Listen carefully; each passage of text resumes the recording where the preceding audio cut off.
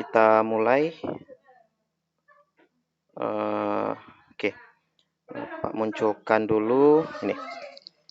Oke, baik yang mungkin belum kenal ya, perkenalkan nama Bapak Andi Mustari.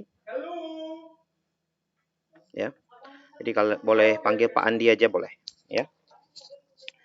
Oke, jadi kita langsung saja bahas yang KSM ya, sesuai dengan yang nama programnya. Ini adalah program pembahasan atau kupas tuntas KSM 2022 tingkat kabupaten ya. Jadi kita utamanya akan membahas soal kabupaten KSM 2022.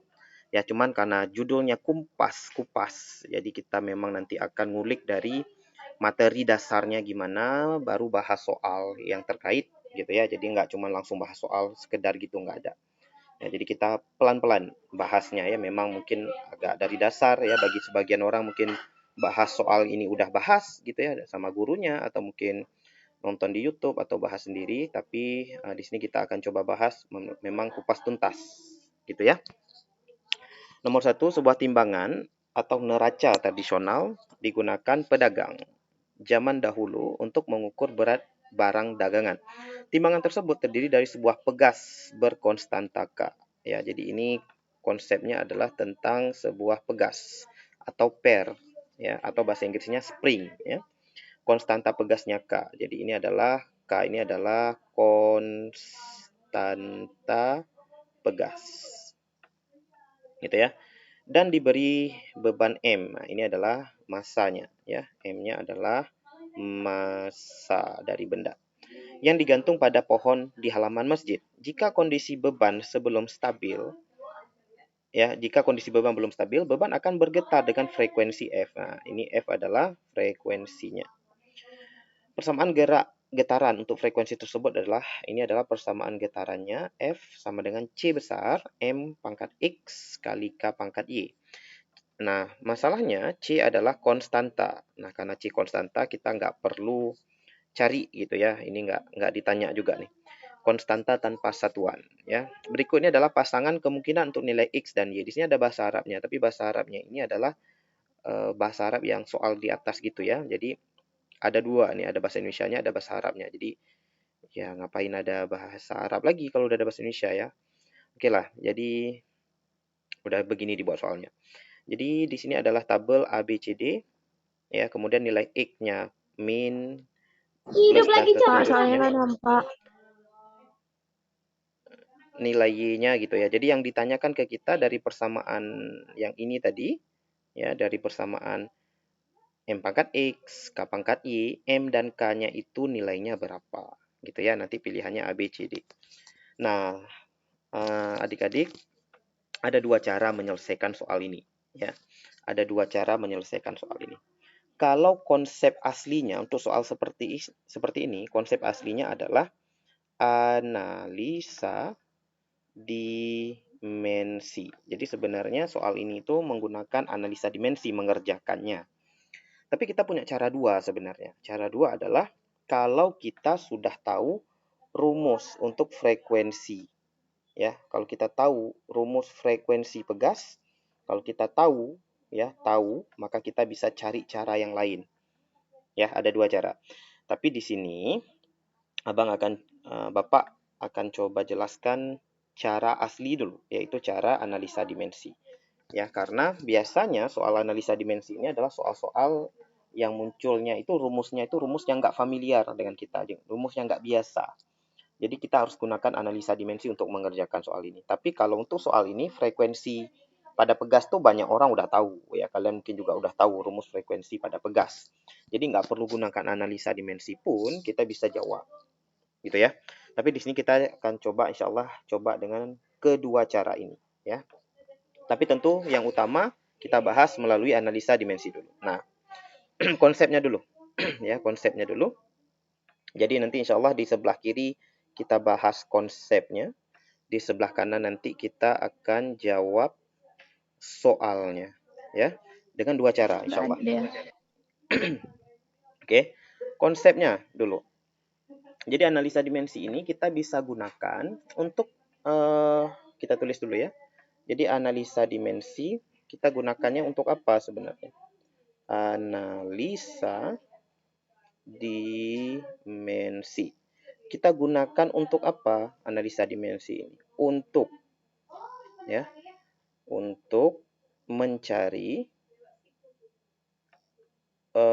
mencari atau menentukan bentuk rumus.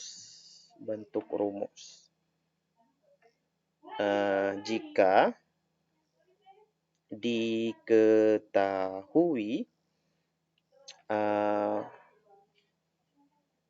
variabel atau besaran fisika yang berkaitan. Ya, gitu. Ini secara bebasnya ya. Analisa dimensi itu kita bisa gunakan untuk mencari suatu bentuk rumus. Contoh ya. Contoh soal. Kita buat coso ya. Contoh soal. Misal diketahui ya, misal dalam soal dibilang gini, energi kinetik itu bergantung pada massa dan kecepatan benda. Gitu ya. Sesuai persamaan, misalnya diketahui persamaannya EK sama dengan C dikali M pangkat X dikali V pangkat Y. Nah, gitu misalnya ya. Ini adalah persamaan energi kinetik yang diketahui dalam soal ini. Dia bilang energi kinetik itu bergantung pada massa dan kecepatan. Massa itu M, kecepatan itu V. Tapi nggak dikasih tahu ya X dan Y-nya berapa. Nah, sebenarnya dalam tanda kutip kita udah tahu kan rumus energi kinetik itu kan setengah kali M. Maaf, Pak. Ya, Pak. Kenapa? Bahasanya nggak nampak. Nggak nampak? Ya. Coret-coretnya nggak nampak dari tadi? Dari tadi atau sekarang aja? Dari tadi, Pak. Dari tadi, pertama. Pak, nggak kelihatan pembahasannya, Pak. Lah, jadi... Dari tadi. Oh, sorry. Soalnya nampak tadi? Soalnya nampak? Enggak, Pak. Layarnya nge-freeze, Pak. Nge-freeze? Pak, nggak nampak. Oke, sebentar. Bapak stop sharing dulu. Bapak share lagi ya. Jadi dari tadi kalian nggak lihat apapun ya? Nge-freeze? Enggak, Pak. Cuman ngedengar suara. Oke. Nah, ini udah kelihatan belum? Udah, Pak. Udah, Pak. Ya. Oke, kita ulang dari awal? Boleh, Ya, Pak. Nah, ini sekilas saja ya, sekilas dari awal. Nah, ini soalnya. Soalnya kelihatan ya? Oke. Nah, ini adalah soalnya tadi ya. Kita punya soal. Bapak ulang sedikit. Diketahui frekuensinya katanya. Jadi frekuensinya itu rumusnya ini nih. Ya. Frekuensinya adalah C kali M pangkat X kali K pangkat Y. Gitu kan? Nah, yang ditanyakan ke kita, nilai X dan Y itu apa? Gitu ya, nilai X dan Y itu apa? Nah, untuk menyelesaikan soal ini, kita punya dua cara. Yang pertama, analisa dimensi. Ini memang cara aslinya. Untuk soal seperti ini sebenarnya kita pakai analisa dimensi. Ya, cara kedua adalah kalau kita tahu rumus asli si F ini. Kalau kita tahu rumus asli si F, kita juga bisa menyelesaikannya dengan gampang. Ya, jadi di sini Bapak jelaskan dulu cara analisa dimensi. Ini Bapak turunkan ke bawah. Ya, kelihatan ya tulisan konsep analisa dimensi? Nggak nge-freeze lagi kan? Oke.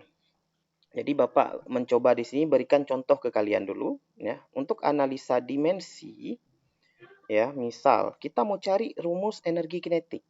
Dalam soal dia kasih tahu bahwa energi kinetik bergantung pada massa dan kecepatan benda. Kan gitu ya. Bergantung pada massa dan kecepatan. Dia kasih rumus energi kinetiknya itu C dikali M pangkat X dikali V pangkat Y.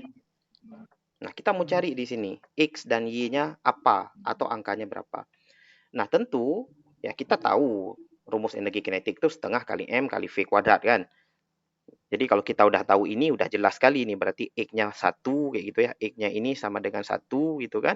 Karena M ini nggak ada pangkatnya di sini. Kan gitu ya. Kemudian Y sama dengan 2 kan gitu ya. Nah, jadi kalau untuk soal yang rumus cetek-cetek seperti ini, makna cetek itu adalah rumus yang memang diketahui. Yang kita tahu rumusnya apa, kita udah langsung dapat X dan Y. Nggak perlu analisa dimensi. Tapi di sini karena kita belajar, Bapak mau jelaskan ke kalian analisa dimensi, maka Bapak akan ECC-nya kita nggak tahu ya, rumus energi kinetik. Ya, gitu ya. Nanti ujung-ujungnya kita dapat rumus energi kinetik dengan menggunakan analisa dimensi. Ya. Kita lihat dulu. Nah, C, ingat ya, C itu konstanta ya. Ingat ya, kita tahu C tadi kan nilainya setengah ya. C itu adalah suatu konstanta. Nggak ada satuan dia. Konstanta tanpa satuan. Jadi nggak ada satuannya C itu. Ya. Nah, sekarang untuk bisa menggunakan analisa dimensi, kita bisa turunkan persamaan ini menjadi satuan, bisa menjadi dimensi juga. Ya, misal meter itu kan dimensinya L besar. Kemudian sekon, ya, sekon itu dimensinya kan T besar. Ya, boleh sampai ke situ boleh, tapi biar cepat aja, Bapak nggak akan turunkan dia sampai dimensi, sampai satuan boleh. Ya, jadi walaupun judulnya analisa dimensi, kita kerjakan dia sampai satuan aja udah boleh juga sebenarnya. Gitu ya. Nah, sekarang Bapak ubah. Energi kinetik itu satuannya adalah joule. Ya, C nggak ada satuan. Kalau nggak ada satuan, kita nggak perlu tulis. Ingat ya, kita mau ubah rumus yang atas ini menjadi satuan. Nah, jadi kita harus tahu satuan dari besaran-besaran fisika. Kalau nggak hafal, kita nggak bisa jawab soal ini. Ya, EK-nya ini joule. C nggak ada satuan, nggak perlu ditulis. Ya. Kemudian M itu massa. Massa adalah kilogram. Gitu ya. Pangkat X. Ya. V itu adalah meter per second. Dipangkatin Y. Gitu ya. Nah, joule itu bukan satuan aslinya. Ya. Bukan bentuk asli maksud Bapak. Jadi joule itu ada bentuk aslinya. Ya. Joule itu bentuk aslinya apa? Bentuk asli joule itu adalah Newton kali meter. Ya, di sini masih sama kilogram pangkat X. Di sini berubah menjadi meter pangkat Y. Ya, dibagi dengan second pangkat Y. Ya, pangkat Y-nya dimasukkan ke dalam. Terus kita ubah lagi. Newton itu bukan bentuk asli. Bentuk asli itu harus dalam satuan besaran pokok ya, meter, sekon, Kelvin dan seterusnya. Newton itu adalah kilogram meter per second kuadrat. Ini adalah Newton dikali meter. Ya, jadi ini prasyarat untuk bahas ini kalian harus ingat satuan-satuan besaran. Sebelah sini kilogram pangkat X, sebelah sini meter pangkat Y dikali second pangkat min Y. Nah, perhatikan bahwa secondnya Bapak kalikan. Jadi awalnya bagi berubah menjadi kali, berarti pangkatnya jadi negatif ya. Nah, sekarang di sebelah kiri kita tulis, sebelah kiri itu kilogram ada 1, meter ada 2 buah, secondnya ada 2 buah tapi naik ke atas, jadi pangkat min 2.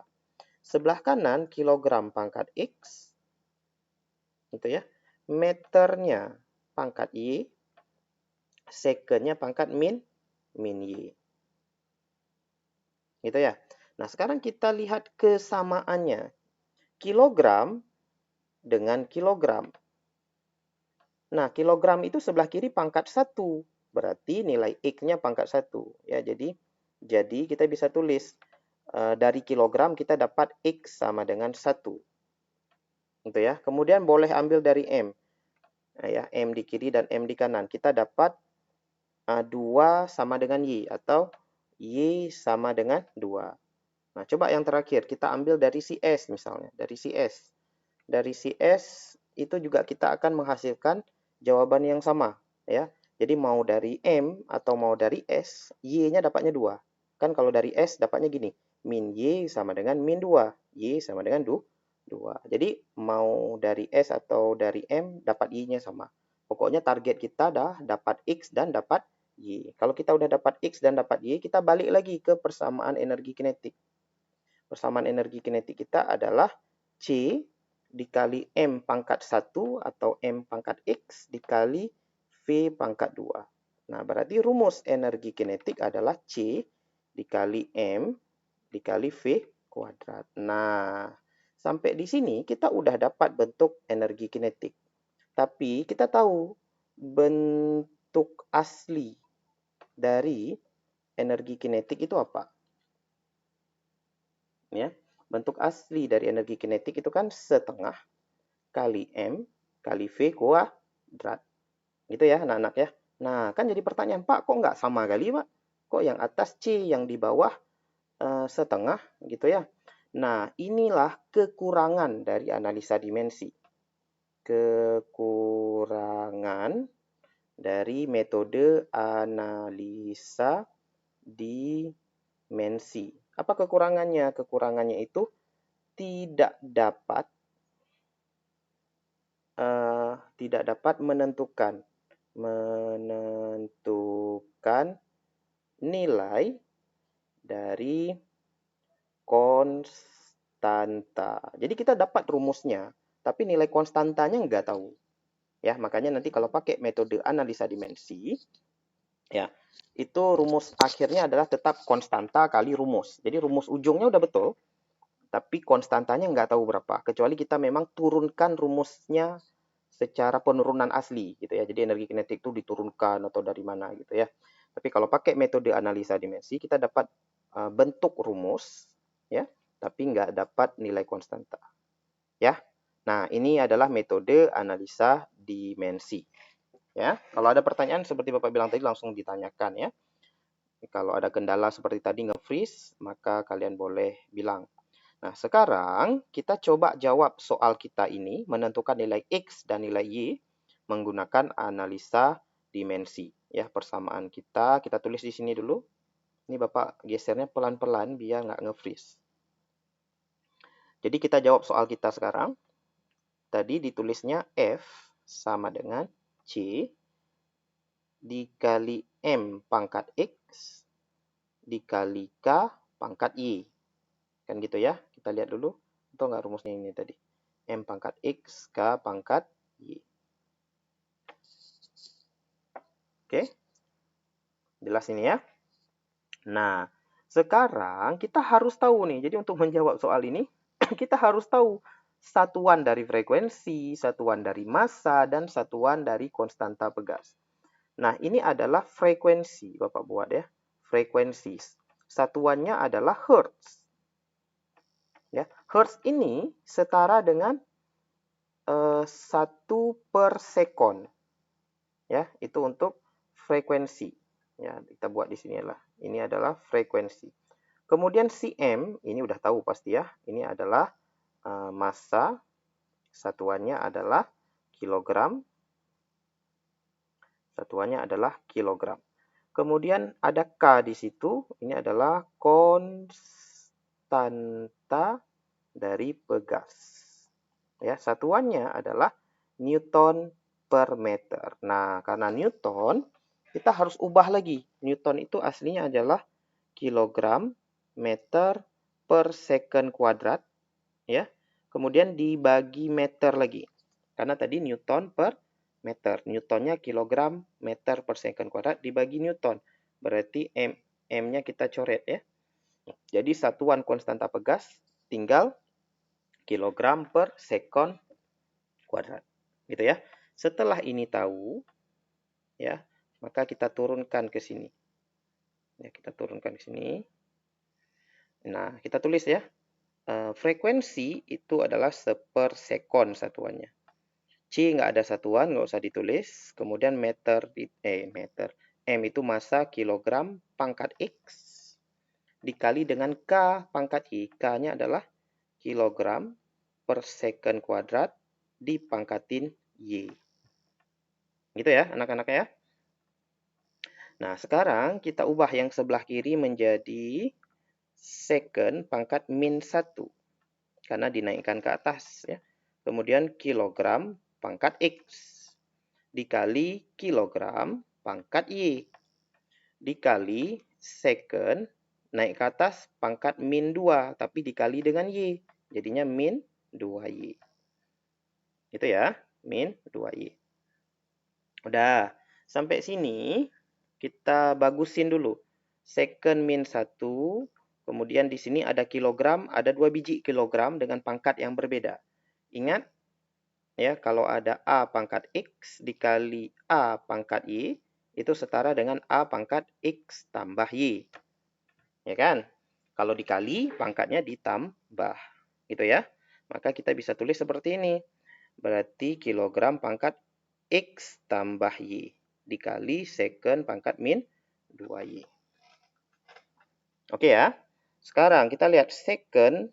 Oh, ada temennya nih. Second dengan second. Berarti kita buat di sini. Jadi, ya.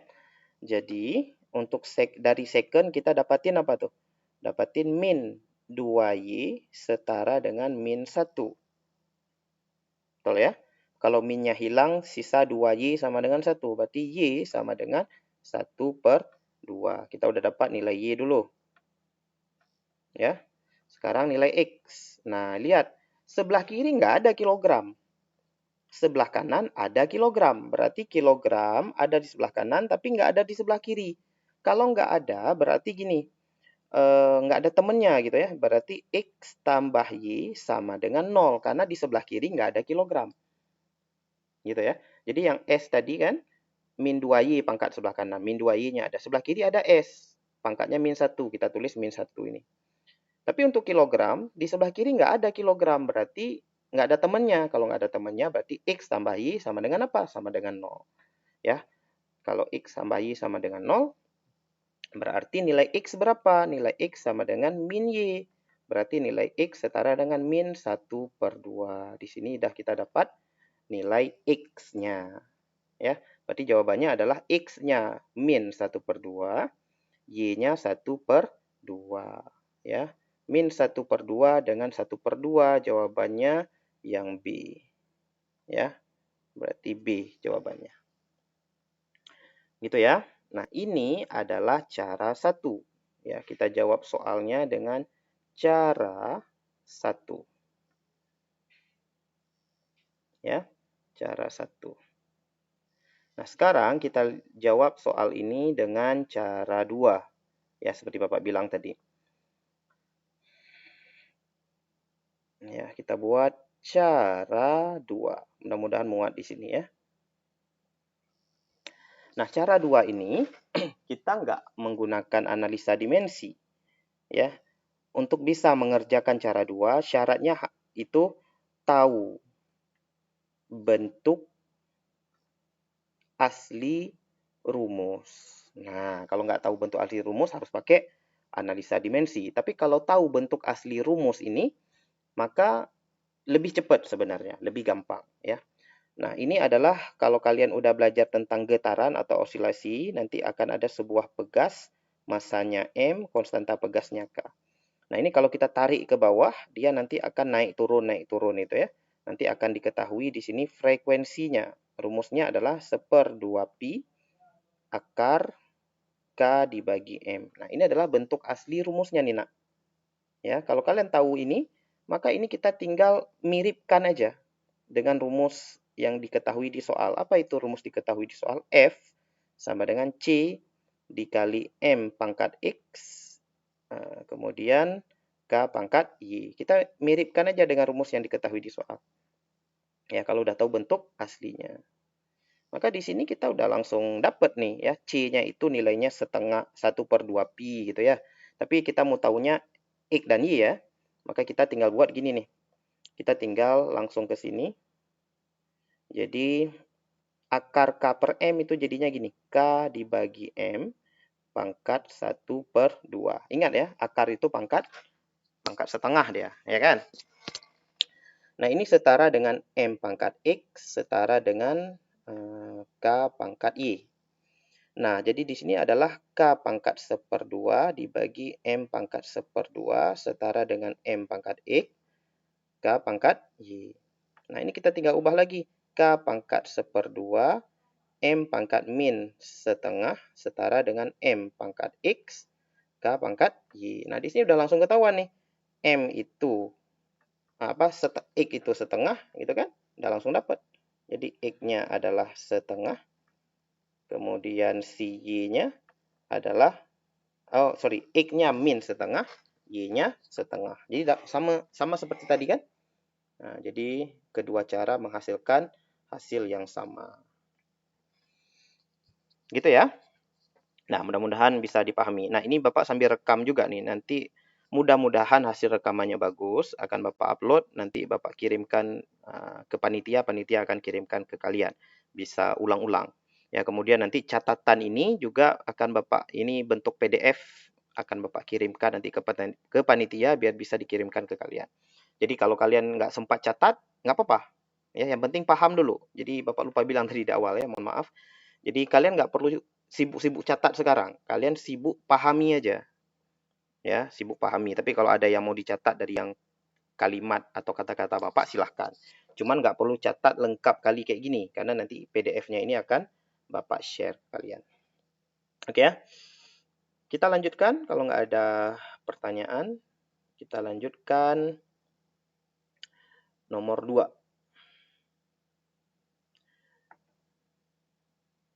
Sebuah masjid sederhana menggunakan daya PLN 450 VA dengan rangkaian sebagai berikut. Nah, di sini perhatikan ya anak-anak.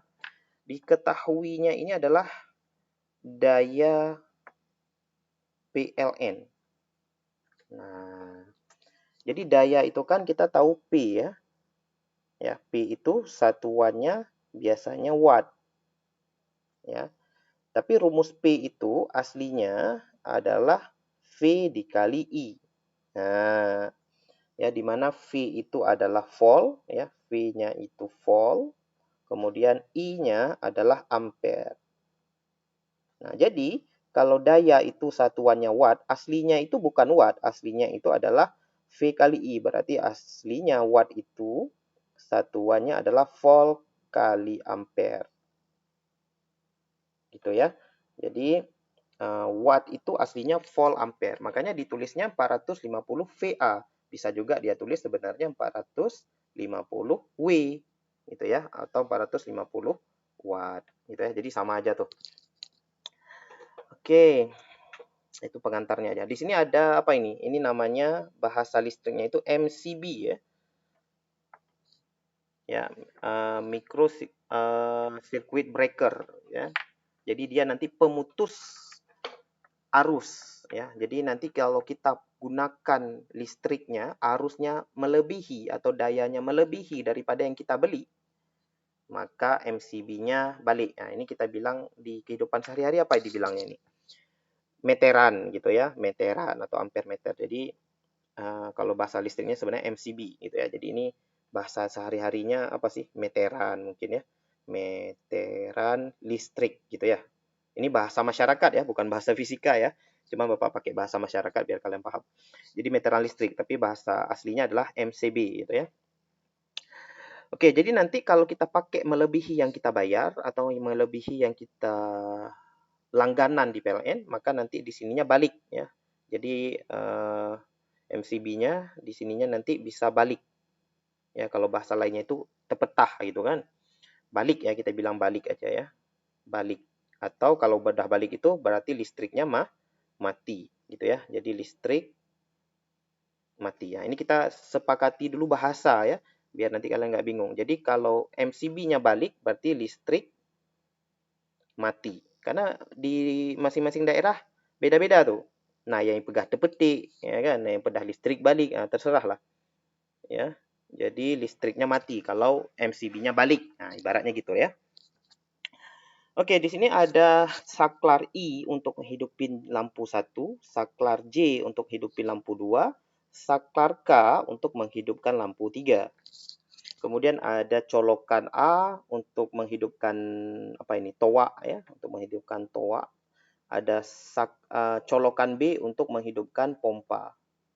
Ya, pompa air. Ya kan?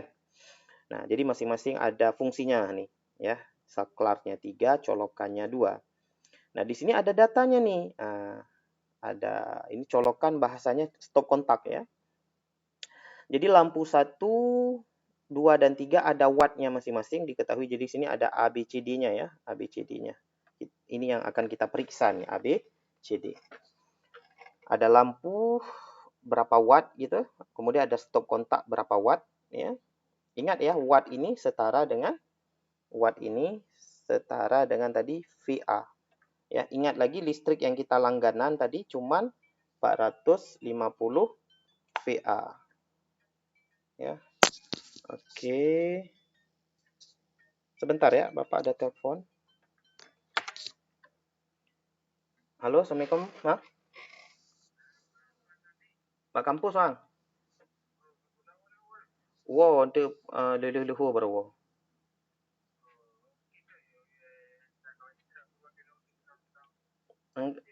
Ke leluhur je atau kiban? Leluhur baru je lo. Leluhur punya lo yang tak paling je. Atau belau kiban, belau bang belau. Cok peng rumah. Kiban? Je. Berarti bang belau mentang. Je bang. Je bang. Okey.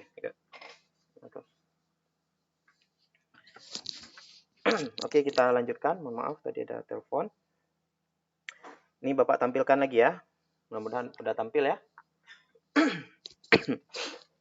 Oke, kita iniin lagi. Jadi ingat bahwa listrik yang kita langganan tadi adalah 450 VA ya. Sementara di sini kita gunakannya macam-macam. Nah, sekarang sebelum kita bahas lebih lanjut, kita bahas materinya sedikit aja. Ini enggak terlalu susah materinya. Kita bahas materinya sedikit. Jadi konsepnya adalah ke daya. Ya. Nah, daya ini bahasa Inggrisnya adalah power. Ya, jadi power ini kalau kita artiin itu kekuatan. Makanya kalau di film masa kecil tuh kita nontonnya Power Rangers ya. Jadi orangnya itu pasti kuat-kuat gitu ya. Nah, daya ini satuan resminya sebenarnya watt. Ya, atau tadi adalah VA. Tapi nanti di penggunaan sehari-hari ada yang tulisnya itu kVA. Gitu ya. Ada yang tulisnya kVA. Nah, kVA ini adalah kilo sebenarnya. Kilowatt setara dengan kilowatt gitu ya. Jadi 1000 watt dia. Jadi nggak usah bingung ya. Oke. Nah, rumusnya P ini adalah energi dibagi dengan waktu. Ya, ini adalah rumus dari daya, energi dibagi waktu. Jadi P itu adalah E dibagi T. Ya. E dibagi T. Ini rumus untuk daya. Nah, tadi kita bilang tadi ada MCB. Jadi listriknya padam atau balik gitu ya, istilah kita tadi balik jika apa. Nah, ini kita harus paham ini dulu untuk bisa jawab soal ini. Jika listriknya balik atau listriknya padam atau balik MCB-nya jika listrik ya, atau daya yang dipakai ya ini lebih besar. Ya, lebih besar dari apa? Dari daya yang dibeli gitu ya, atau daya PLN ya. Daya PLN yang atau kita buat daya PLN aja. Nah, sekarang kita tahu tadi ini konsepnya ya. Jadi listriknya akan balik. Tapi kalau listrik yang dipakai itu lebih kecil dari daya PLN, maka dia nggak akan balik, nggak akan padam listriknya. Nah, kita tahu sekarang, daya PLN tadi kan cuma 450 VA ya.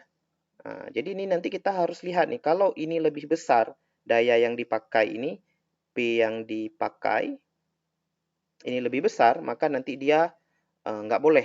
Ya, ini nggak boleh nih. Jadi padam nanti listriknya. Padam semua. Ya, karena melebihi daripada yang kita bayar. Kalau melebihi daripada apa yang kita bayar, maka padam semua tuh listriknya balik. Nah, sekarang gampang aja jadi bahas soal ini. Ya, jadinya kita tinggal lihat nanti. Kalau dia melebihi, maka dia mati semua. Ya, kalau enggak dia akan mati. Misal yang A ya, kita lihat yang A ya. Lampu di ruang jamaah akan menyala sama terang dengan lampu di halaman masjid karena tegangan di kedua tempat tersebut sama walaupun wattnya berbeda. Jika digunakan pada malam hari secara bersamaan lampu tetap akan menyala. Nah, di kalimat ini dulu buktiinnya ya. Buktiinnya pada malam hari secara bersamaan. Jadi maksudnya kalau digunakan semua pada malam hari secara bersamaan, lampu tetap akan menyala. Nah, kita lihat dulu, kalau bersamaan semua yang ada di data ini, itu melebihi 450 nggak? Gitu ya. Coba kita buat di sini ya, kita jawab soalnya di kanan. Kita buat jawab soalnya. Kita buktikan yang A dulu. Kita buktikan yang A. Kalau dia nyala semua, digunakan semua, padam apa enggak ya? Berarti daya yang dipakai setara dengan 25, kita tulis dulu ya. 25 tambah 50 tambah 30 tambah 200 tambah 125. Ini totalnya berapa nih? Coba siapa yang cepat-cepat jumlahin. 2, 3, 4, 30.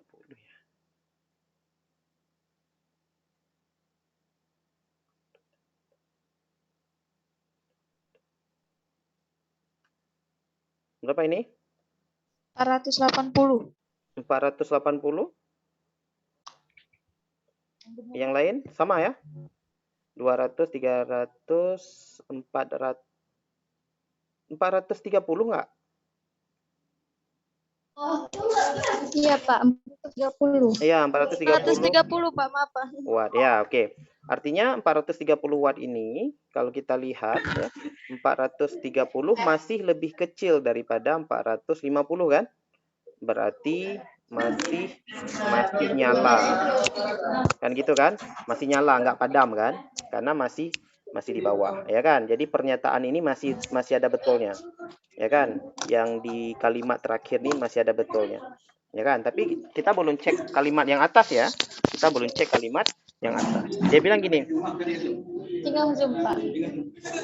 Ya. Tolong dimatikan dulu kalau udah nggak ngomong lagi. Oke.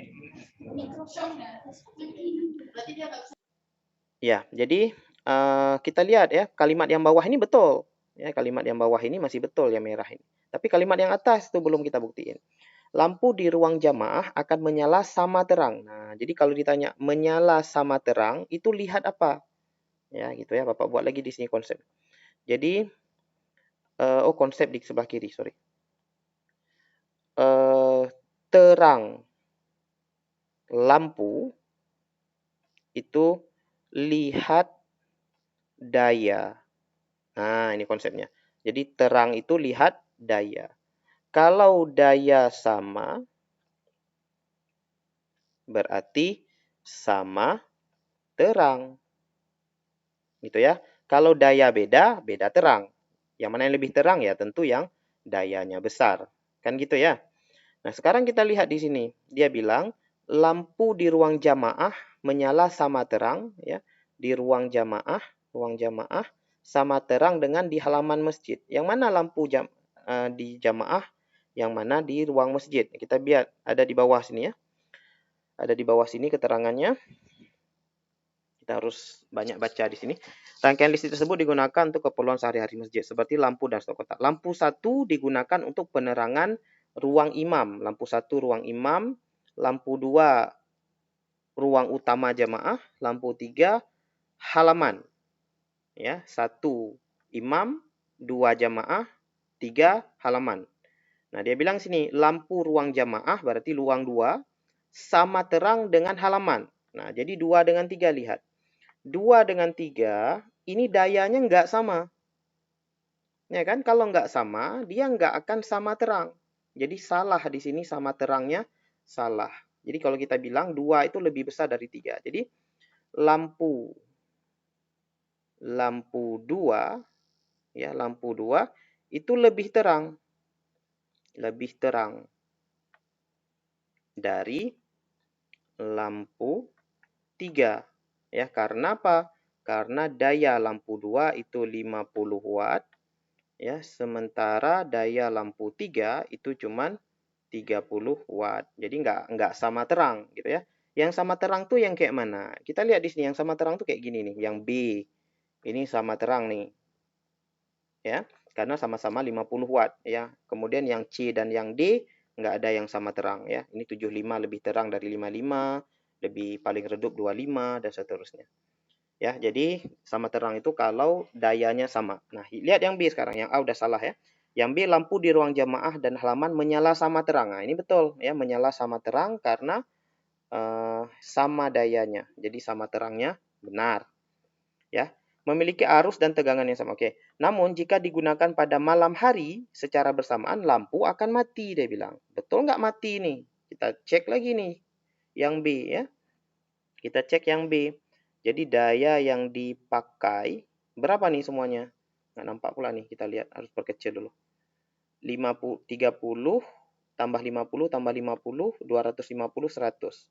Ya, 30, 50, 50, 250 tambah 100. Berapa semuanya nih?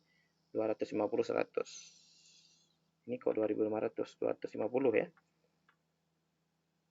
Ya, berapa nih? 200, 300, 400, 200, 300, 480 ya. 480 watt. Nah, jadi 480 ini lebih besar dari 450. Berarti mati ini. Atau balik. Listriknya balik gitu ya. Berarti yang B ini dia bilang kalau digunakan bersamaan, lampu akan mati. Betul juga ya?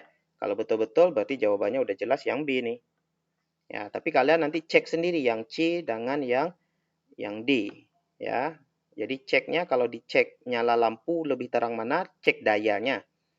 Ya, kalau cek mati atau enggaknya, balik atau enggaknya, itu cek jumlah daya. Ya, jelas ya anak-anak ya. Jadi jawaban yang tepat adalah yang B di sini. Oke, begitu? Oke, sebelum kita lanjut, tunggu sebentar. Bapak lihat dulu apakah ada pertanyaan di sini. Pak, pembahasan soalnya nggak nampak. Oh, ini yang tadi ya, pembahasan soal nggak nampak. Ini mohon maaf Pak, soal pembahasannya nggak kelihatan. Oke, anak-anak. Jadi kalau Bapak lagi menjelaskan, Bapak memang nggak bisa lihat chatting kalian ya, karena Bapak nggak Zoom dari komputer ini. Pak Zoom dari tablet. Jadi cuma nampak layar yang Bapak jelaskan ya. Jadi kalau untuk hal-hal urgent seperti nggak nampak, suaranya nggak terdengar, atau putus-putus, bagusnya kalian langsung sampaikan ya. Tapi untuk pertanyaan, kalau kalian mau ketik, silahkan. Nanti Bapak cek berkala. Gitu ya. Oke, kalau nggak ada masalah, kita lanjutkan nomor 3. Nah, ini Bapak udah tampilkan nomor 3. Ya, kalau nggak nge-lag, berarti kalian udah lihat nomor 3 sekarang. Ibnu Haisam adalah ilmuwan muslim di masa kejayaan Islam.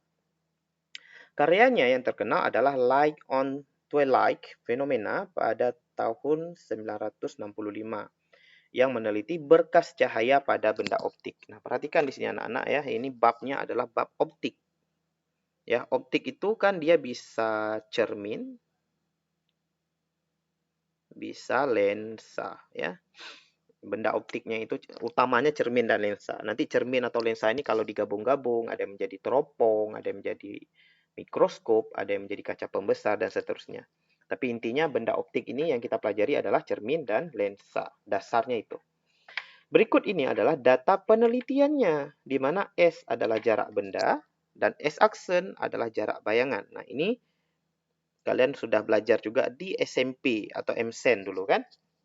Tentang S aksen, fokus, perbesaran ya. Di SMA juga harusnya udah ada lagi, di SMA atau di MA ada lagi itu. Cuman Bapak nggak tahu sekarang kelas berapa optik nih. Kelas 3 kalau nggak salah ya. Ini rata-rata kalian pasti belum ada yang kelas 3 ya. Memang belum ya, kalau kelas 3 nggak boleh ikut KSM.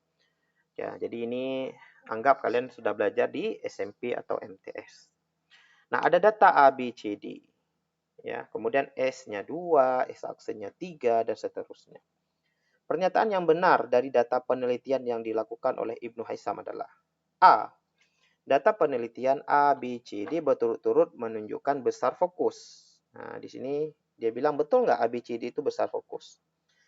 Karena apa? Semakin besar fokus benda optik semakin besar. Demikian juga jari-jari kelengkungan ya. Karena jarak S semakin besar. B, data penelitian ABCD menunjukkan besar fokus. Demikian juga dari kelengkungan karena S aksen semakin besar. Nah, jadi macam-macam nih pernyataannya nih.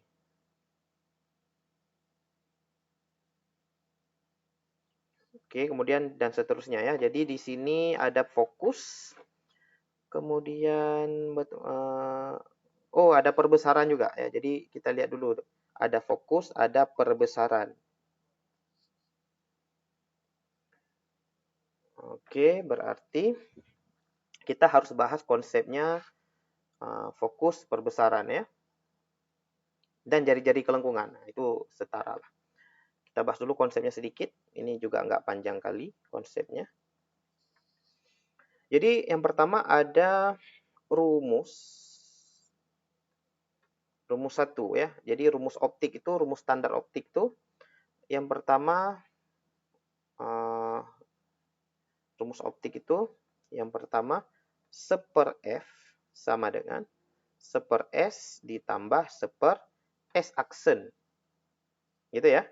Nanti ini ada sifatnya tentu ya, ada F positif kapan, negatif kapan, S aksen itu ada positif, ada negatif dan seterusnya. Tapi di sini kita udah dikasih data nih, S dan S aksennya ya. S aksen itu biasanya ada yang negatif, tapi di sini S aksennya positif semua. Berarti bayangannya nggak ada yang maya gitu ya. Bisa jadi begitu ya. Atau mungkin ini S aksennya diambil harga mutlak. Nah, tapi itu nggak terlalu penting di sini ya. Kita cuma cari bentuknya aja. Kemudian ada rumus nomor 2, itu rumus perbesaran M setara dengan S aksen per S. Ini ada harga mutlaknya ya. Jadi kalau ada negatif pun nggak ngaruh bagi dia. Ya, kemudian ada yang ketiga, ya itu adalah jari-jari. Jari-jari itu adalah 2 kali fokus. Tapi ini kalau pada cermin. Kalau pada lensa agak beda lagi. Yang pasti, kita bisa bilang jari-jari itu sebanding dengan fokus. Artinya, dia dipengaruhi oleh fokus. Ya, fokusnya makin besar, jari-jarinya juga pasti makin besar. Nah, jadi sebenarnya untuk soal ini, adik-adik, kita cukup cek aja sebenarnya. Kita masukkan aja itu S dan S aksen, masukkan data yang ada di sini. Kita masukkan ke rumus ini, masukkan ke rumus ini. Kita akan dapat nilai F-nya gimana, dapat nilai M-nya gimana. Makin besar atau makin kecil. Nah, ini yang ditanya dalam soal tadi kan. Nilai F dan M-nya makin besar atau makin kecil ya. Gitu. Itu yang dia tanya. Gitu ya. Jadi kita masukkan satu persatu datanya. Kita cek data A, kita cek data B, kita cek data C. Kayak gitu kerjaan kita untuk soal yang ini. Ya. Tapi biar lebih cepat ya, biar lebih cepat waktu cek, karena yang capek itu ini, ya rumus ini 1/1 kan capek ya, 1/2 tambah 1/3 samain penyebut lagi, balik-balik lagi kan. Biar cepat kita ubah sedikit rumus F ini. Ya. Kalau kita ubah kan jadi gini ya, 1/F samain penyebut. Kalau samain penyebut di bawahnya kan dikali aja S dikali S aksen. Gitu ya. Kemudian di atasnya jadi S aksen tambah S. Gitu ya. Kemudian kita balik. Balik berarti F/1. F/1 nggak perlu ditulis satunya. Di atas jadi S kali S aksen dibagi S aksen tambah S. Nah, jadi untuk cari F lebih cepat pakai rumus ini aja. Di atas dikali, di bawah ditambah. Ya, nah sekarang kita cek yang A dulu ya. Yang A. F-nya gimana? S kali S aksen. Berarti 2 dikali 3. Dibagi S aksen tambah S. Berarti dibagi 2 tambah 3. Hasilnya berapa ini? Hasilnya 6/5. Ya kan? Oke. Kemudian kalau M-nya gimana? Kita cek di sini aja M-nya. M sama dengan S aksen per S. Berarti 3/2. Ya. Ini masih yang A.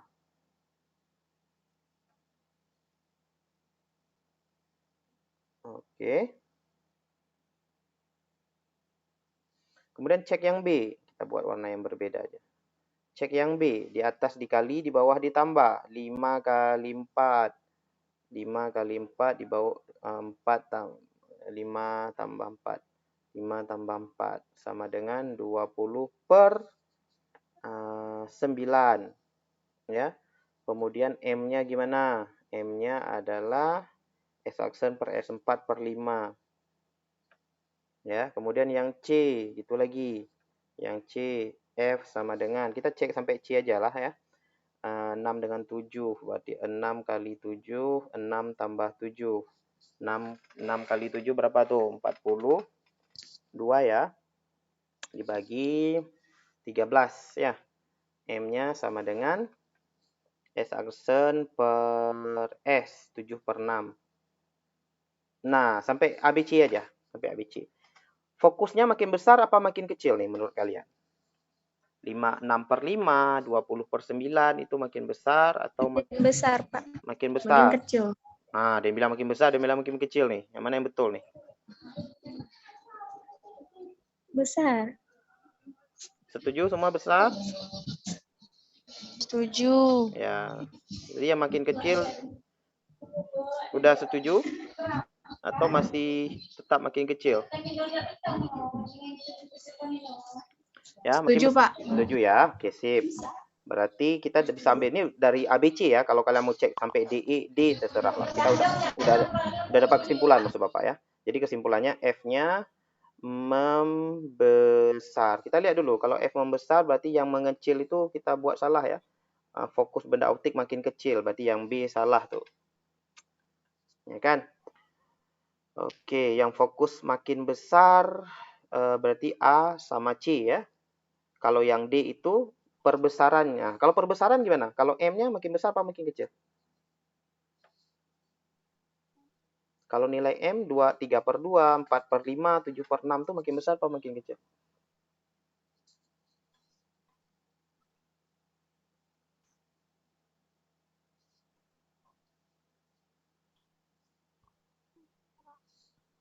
Yuk, 3 per 2, 1,5.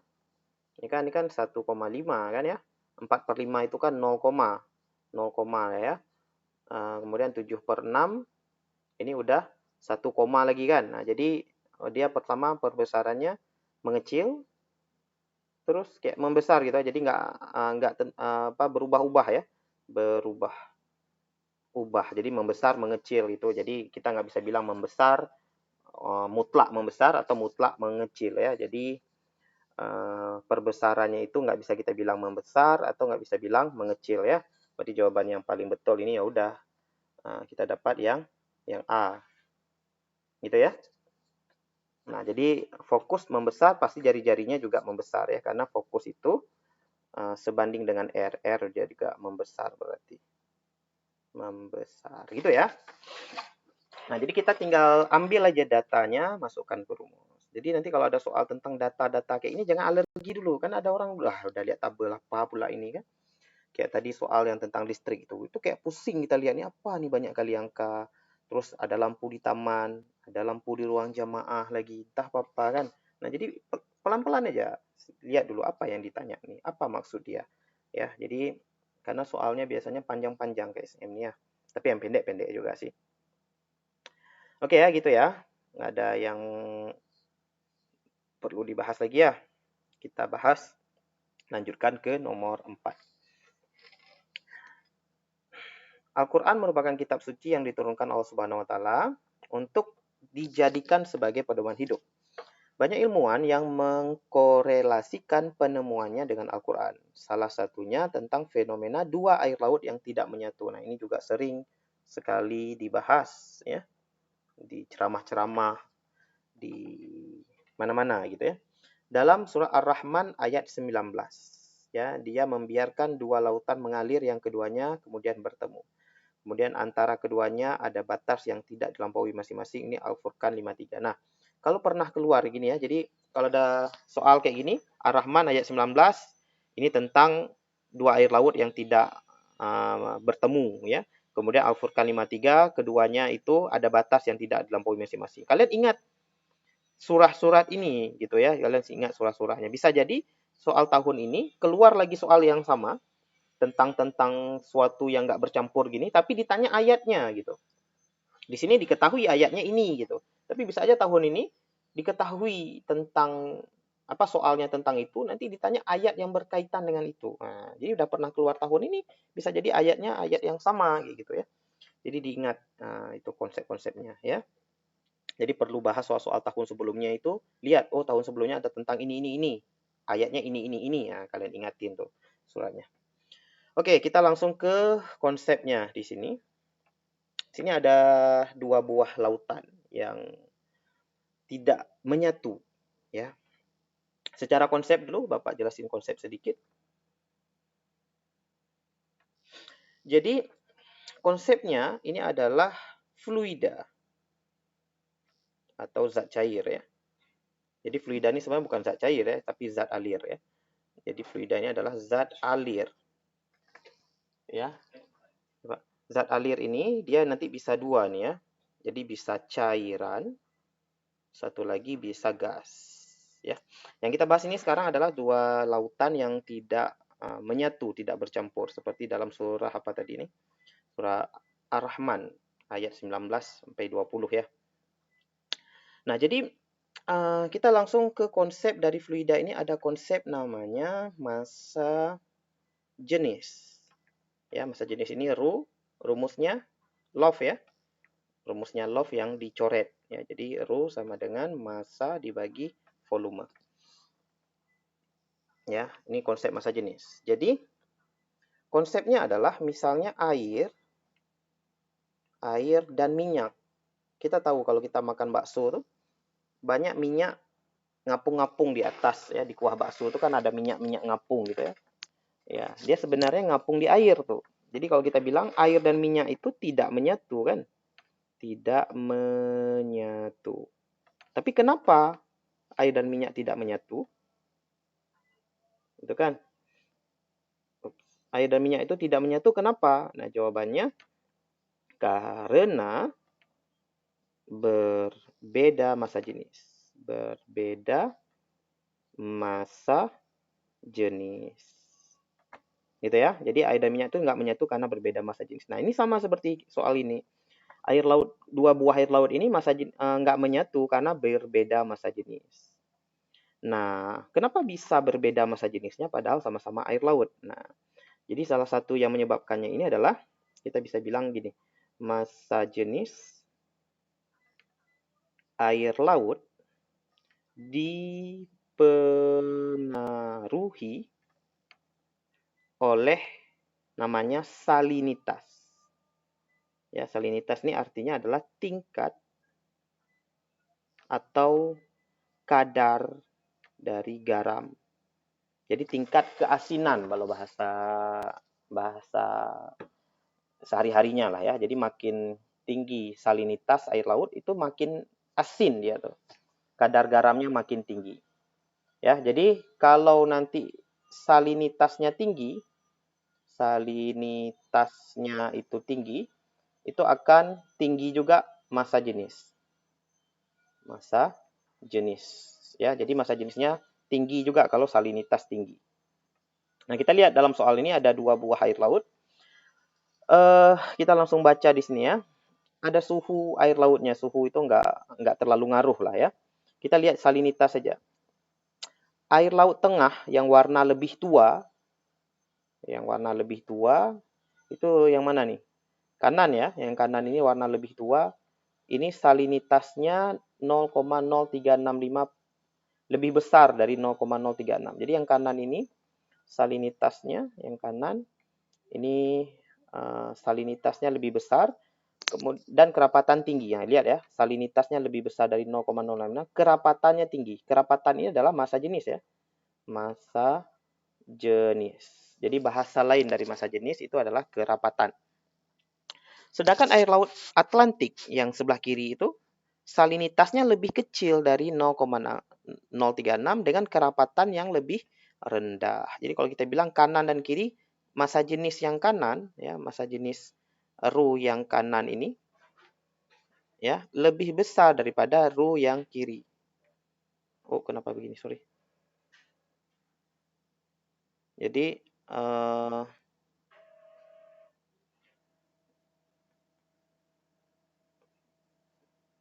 Oke, jadi lebih besar ya. Jadi yang kanan ini lebih besar.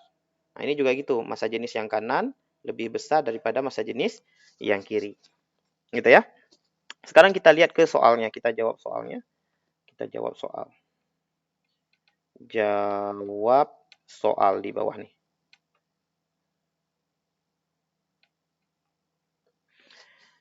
Ya, dia bilang gini, jika seorang penyelam diturunkan di perbatasan perairan tersebut.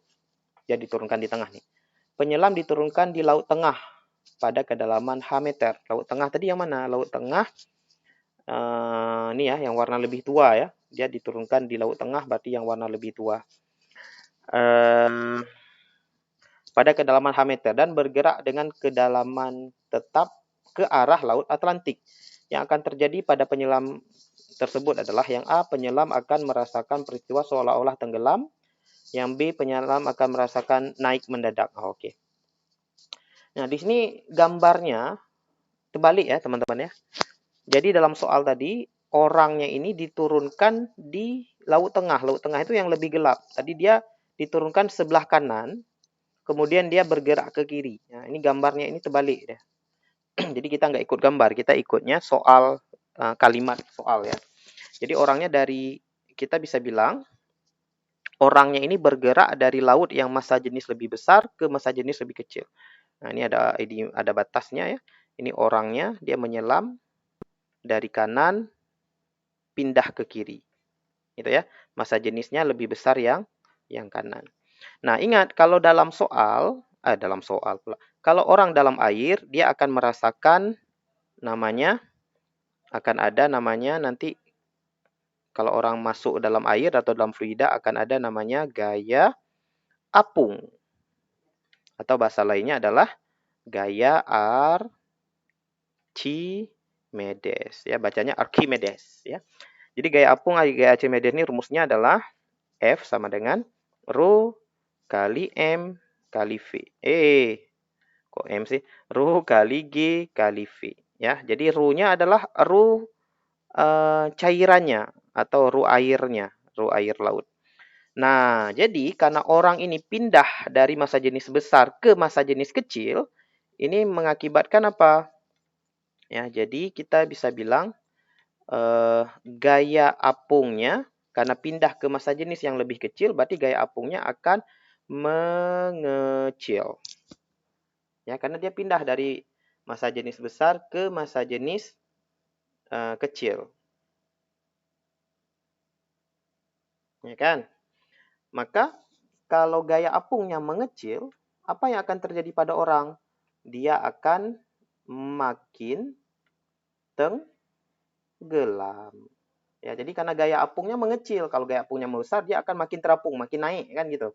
Tapi karena dia pindah ke laut yang massa jenis lebih kecil, gaya apungnya kecil, maka dia akan makin tenggelam. Maka jawaban yang pas yang mana? Yang A, penyelam akan merasakan peristiwa seolah-olah tenggelam. Ya, pada kedalaman lebih besar dari H, dikarenakan salinitas air laut Atlantik lebih rendah. Ya, betul ya?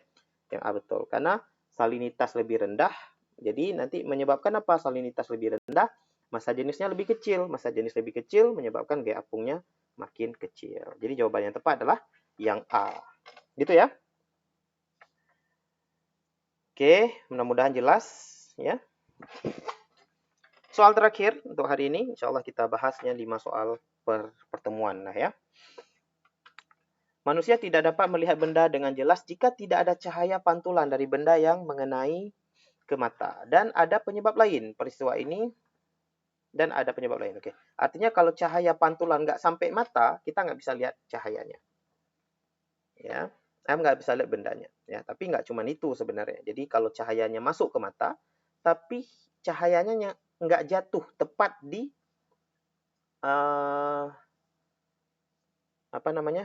nggak jatuh tepat di retina, ya, dia nggak akan nampak juga bendanya. Nah, ini juga udah belajar di SMP ya. Oke, kita lihat. Di sini Quran surah An-Nur ya, ayat 40. Kita lihat untuk langsung ke pilihan jawaban aja ya. Kita lihat dulu, baru kita bahas konsep apa yang terkait. Untuk dapat melihat dengan jelas, dalam proses penglihatan pada mata manusia. Yang harus dilakukan adalah yang A, menempatkan medium dengan indeks bias lebih rapat sebelum cahaya mengenai mata jika bayangan benda jatuh di belakang retina. Ya. Yang B, menempatkan medium dengan indeks bias lebih renggang sebelum cahaya mengenai mata jika bayangan benda jatuh di belakang retina. Yang C, menggunakan kacamata negatif jika benda jatuh di belakang retina sehingga mata dapat melihat dengan jelas. Yang D, menggunakan kacamata positif jika bayangan jatuh di depan retina sehingga mata dapat melihat dengan jelas. Nah, ini ada dua konsep yang harus kita bahas ya adik-adik. Ya, yang pertama konsep pembiasan, yang kedua nanti konsep lensa positif dan lensa negatif. Ya, jadi pelan-pelan dulu, sedikit lagi. Ya, yang pertama konsep pembiasan. Apa ini pembiasan? Pembiasannya adalah pembelokan sinar saat melewati medium, atau jangan melewati medium ya. Pembelokan sinar saat masuk ke medium lain. Nah, ya. Jadi sifatnya ini kita gambar dulu ya. Set. Misalnya di sini ini udara, di sini air. Ya, jadi cahayanya mau masuk nih dari udara, mau masuk ke air. Nah, maka dia akan dibelokkan nanti itu, akan dibiaskan. Dia nggak akan lurus gitu aja. Jadi waktu masuk ke air dia nggak akan terus lurus. Dia akan dibelokkan. Nah, dibelokkan kemana? Nah, untuk bisa gambar dibelokkan kemana, kita harus gambar dulu garis normal. Ini namanya garis normal. Yang ini tuh sinar datang. Ya. Dia akan dibelokkan kemana? Nah, sifatnya adalah, Bapak gambar dulu ya. Dia akan dibelokkan kalau dari udara ke air, ini dibelokkannya gini. Ya, dia dibelokkan. Coba perhatikan sudutnya ya. Ini sudutnya makin kecil ya. Ini adalah sinar bias. Jadi sifatnya gini. Jika masuk ke medium lebih rapat, ya, kalau dia masuk ke medium yang lebih rapat atau indeks bias lebih besar, maka dibiaskan, ingat dibiaskan artinya dibelokkan, mendekati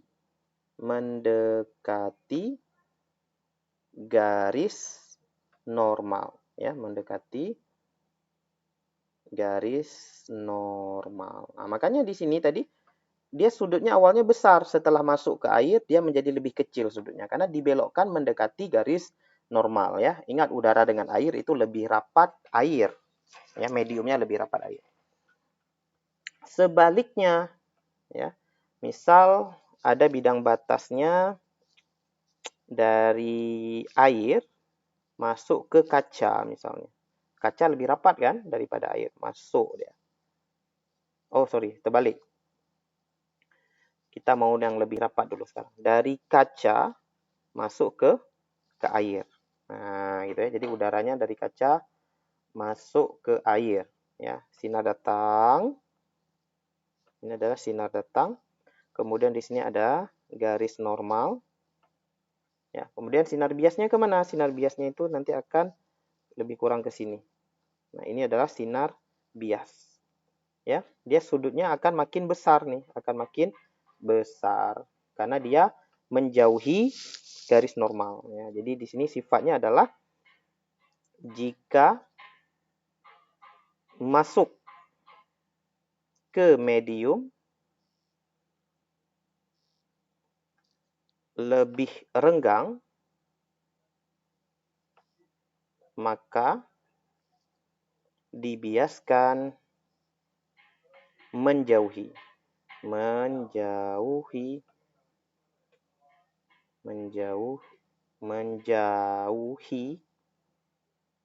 garis normal ya. Itu konsep yang pertama, pembiasan. Konsep yang kedua adalah lensa positif. Lensa positif ini adalah lensa cembung. Lensa cembung atau lensa bahasa lainnya adalah lensa yang konvergen.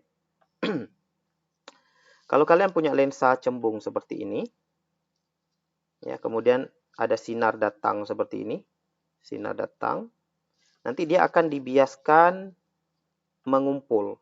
Ya, dia akan membiaskan mengumpul. Ya. Kemudian lensa negatif atau lensa cekung atau lensa divergen. Nah, ini divergen itu lensa cekung, lensa negatif ya, bukan nama film. Ya, jadi lensa cekung itu nanti sinar yang datang seperti ini itu akan dibiaskan menyebar. Nah, itu ya konsepnya ya. Kemudian konsep yang satu lagi, ada konsep satu lagi karena berkaitan dengan mata. Mata. Jadi kalau kalian ini punya mata di sini kayak gini ya, lebih kurang gambar mata di sini. Di sini itu nanti ada retina. Ya, kalau sinar datang masuk ke mata, nanti dia tepat jatuh di retina, ya. Jadi kalau kayak gini nih, sinar jatuh di retina, ini bisa lihat, ya. Benda nampak, benda terlihat. Ya, ini terlihatnya terlihat jelas ya. Kemudian kalau nanti sinar yang datang masuk ke lensa mata, kemudian jatuhnya di belakang retina, jadi jatuhnya di belakang retina, ini di belakang retina, ini artinya kabur, ya, benda terlihat kabur, ya, bendanya buram lah ya, jangan kabur, buram atau kabur. Sama, kalau bendanya juga jatuh, nanti dia jatuhnya nggak pas di retina, jatuhnya nanti pas di depan retina. Nah, ini ya, kalau pas di depan retina juga sama. Di depan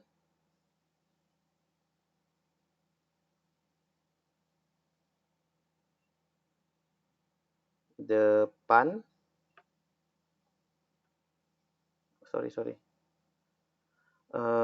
Kalau di depan retina, ini artinya sama ya, benda juga akan buram.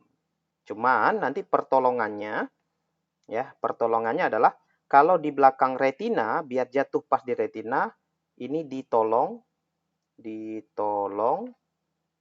dengan lensa yang positif. Ya, sementara yang di depan retina, kalau jatuhnya di depan di retina, ini ditolong dengan lensa yang negatif. Nah, itu aja. Sekarang kita ke bahas soalnya ya. Kalau udah paham ini kita bahas soalnya.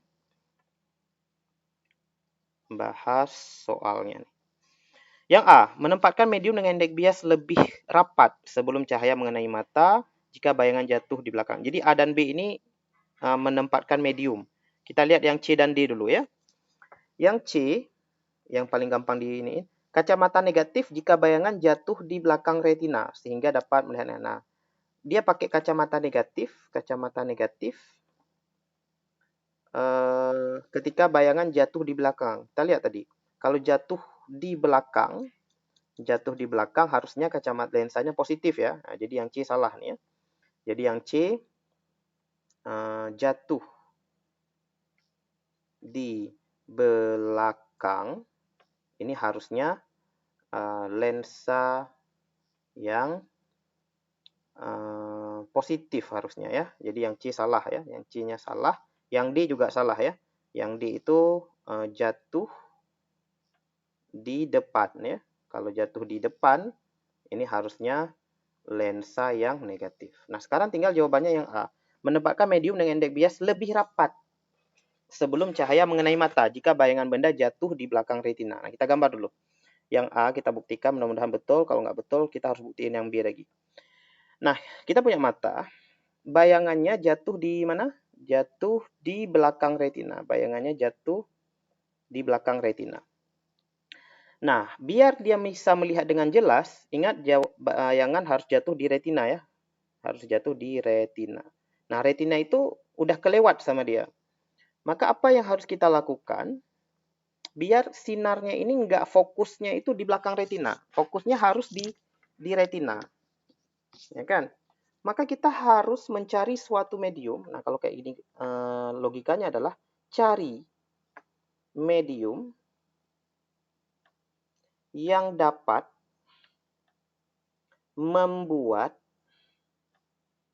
sinar lebih cepat berkumpul. Nah, gitu ya. Karena ibaratnya dia ngumpulnya udah telat tuh, ngumpulnya udah lewat retina baru ngumpul, baru bertemu gitu ya. Kita maunya dia pas ngumpul di retina. Gitu ya. Artinya dia lebih belok lagi, harus waktu belok itu harus beloknya lebih cepat ketemu gitu ya. Nah, maka kalau kita gambar lagi matanya, kita gambar mata begini. Dia masuk sinarnya ya, masuk sinar. Nah, kalau gitu kita harus cari suatu medium di sini. Mediumnya nggak tahu apa. Pokoknya medium ini harus pas ketika dia masuk di sini, harus dibelokkan lebih lancip gitu ya, sehingga dia nanti jatuhnya pas di retina. Ya. Jadi medium ini harus memenuhi kriteria membelokkan sinar lebih cepat ngumpul gitu ya. Dia jangan sampai nanti mediumnya membelokkan sinar bukan malah mengumpulkan tapi malah melebarkan gitu ya. Makanya kalau cocoknya lensanya lensa yang mengumpulkan, tapi di sini dia nggak bahas lensa. Dia bahasnya medium. Nah, kita lihat ya, kalau gambar mediumnya seperti ini ya, kemudian sinarnya datang gini, dia harus dibelokkan mendekati lagi garis normal gitu ya, kan biar cepat ngumpul nih harus mendekati, ini mendekati atau menjauhi ini. Dia harus lebih, harus menjauhi ini ya. Jadi ibaratnya sinar datang, ya ini kan garis normal ya, ini garis normalnya pas di sinar datang ya. Ini garis normalnya pun di sini. Maka dia harus nanti menjauhi garis normal. Nah, gini. Kalau sinar datang di sini, ya nanti dia harus menjauhi garis normal. Ya, jadi sinar datang di sini, garis normalnya pas karena sinar datangnya lurus, jadi garis normalnya dibelokkan ke sini. Nah, gitu ya. Jadi kalau kita harus mencari medium yang indeks biasnya lebih besar ya, karena dia harus menjauhi garis normal ya. Jadi ya bukan ini indeks bias. Kita harus mencari medium yang lebih rapat. Nah, gitu ya. Agar dia nanti dibelokkan ya menjauhi garis normal. Berarti jawaban yang paling tepat untuk soal ini adalah yang A.